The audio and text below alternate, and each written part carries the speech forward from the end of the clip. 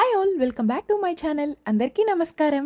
Second day of దేవి నవరాత్రులలో మనం రెండవ రోజున గాయత్రీ మాతని ఆరాధిస్తాము. గాయత్రీ దేవిని మనం వేదమాతగా అండ్ జ్ఞానమయూర శక్తి స్వరూపినిగా మనం ఆరాధిస్తాము.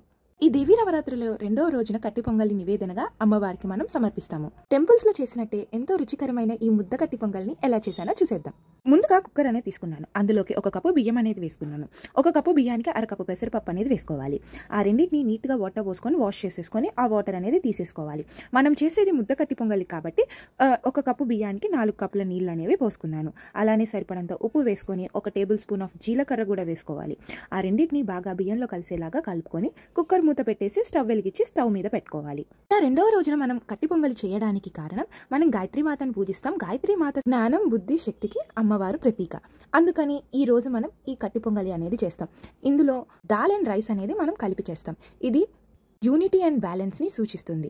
అలానే మన జీవితంలో కూడా శక్తి అండ్ బుద్ధి రెండూ కలిసి ఉండాలి అనే ఆలోచనతో, ఉద్దేశంతో మనం ఈ రోజు గాయత్రీ మాతకి ఈ కట్టి పొంగలి అనేది నివేదనగా పెడతాం. కుక్కర్ అనేది 3 విజిల్స్ వచ్చిన తర్వాత స్టవ్ ఆపేసి పక్కకు పెట్టుకోవాలి. అలానే స్టవ్ వెలిగించి బాండి పెట్టి అందులోకి 5 టేబుల్ స్పూన్ ఆఫ్ నెయ్యి వేసుకొని కొంచెం జీడిపప్పులు, 1/2 టేబుల్ స్పూన్ ఆఫ్ మిరియాలు, 1 టేబుల్ స్పూన్ ఆఫ్ జీలకర్ర, అలానే పచ్చిమిర్చి, కరేపాకు, ఎండుమిర్చి వేసుకొని బాగా ఫ్రై చేసుకోవాలి. అలానే బాగా సన్నగా తరుక్కున్న అల్లం కూడా వేసుకొని చిటికెడు పసుపు వేసుకొని ఫ్రై చేసుకోవాలి. అవి బాగా ఫ్రై అయిన తర్వాత అందులోకి కొంచెం ఇంగువ వేసుకొని కలుపుకోవాలి.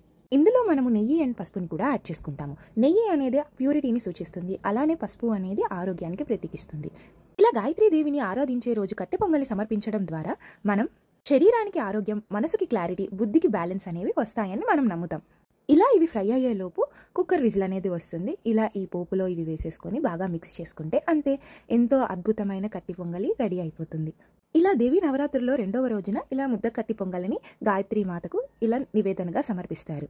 ఇది కేవలం ప్రసాదం మాత్రమే కాదు, ఇది అమ్మతో స్పిరిచువల్ కనెక్షన్ కూడా. ఇలా గాయత్రీ దేవికి రెండవ రోజున కట్టి పొంగలి సమర్పించి మనకి ఆరోగ్యం, బుద్ధి, శక్తి ఉండాలి అని కోరుకుంటాం. అలానే మీ అందరి లైఫ్లో మంచి ఆరోగ్యం, బుద్ధి, శక్తి అండ్ పాజిటివిటీ అండ్ ప్రశాంతత ఉండాలి అని కోరుకుంటున్నాను. Thank you so much for watching this video.